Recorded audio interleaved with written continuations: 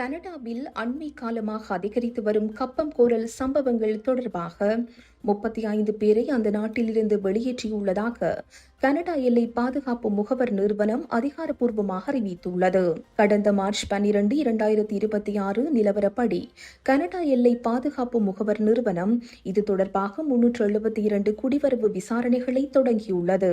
இதில் பல்வேறு குற்றச்சாட்டுகளின் கீழ் 70 பேருக்கு நாடு கடத்த உத்தரவிடப்பட்டு இதுவரை 35 பேர் கனடாவிலிருந்து வெளியேற்றப்பட்டுள்ளனர். இந்த நடவடிக்கையின் ஒரு பகுதியாக முக்கிய குற்றவாளிகள் இருவரின் புகைப்படங்கள் மற்றும் விவரங்கள் வெளியிடப்பட்டுள்ளன.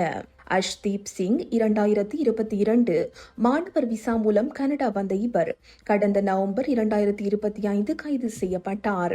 மிரட்டி பணம் பறித்தல், தீ வைப்பு, போதைப்பொருள் கடத்தல் மற்றும் துப்பாக்கி குற்றங்களில் ஈடுபடும் ஒரு குற்றவியல் கும்பலின் உறுப்பினராக இருந்ததற்காக இவர் கடந்த ஜனவரி 19 அன்று நாடு கடத்தப்பட்டார். சுக்னா சிங் சாந்து 2016 ஆண்டு தற்காலிக குடியிருப்பாளராக வந்த இவர் ஒருங்கிணைந்து குற்ற செயல்களில் ஈடுபட்டதற்காக கடந்த பிப்ரவரி 3 அன்று பலத்த பாதுகாப்புடன் நாடு கடத்தப்பட்டார். பிரிட்டிஷ் கொலம்பியா மற்றும் ஆல்பர்ட் பகுதிகளில் உள்ள வீடுகள் மற்றும் வணிக நிறுவனங்கள் மீது நடத்தப்பட்ட துப்பாக்கி சூடு மற்றும் மிரட்டல்கள் பெரும் அச்சத்தை ஏற்படுத்தியிருந்தன.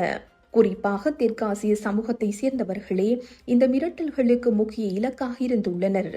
அடையாளம் காணப்பட்ட சந்தேக நபர்களில் பலர் வெளிநாட்டவர்கள் என்பது குறிப்பிடத்தக்கது.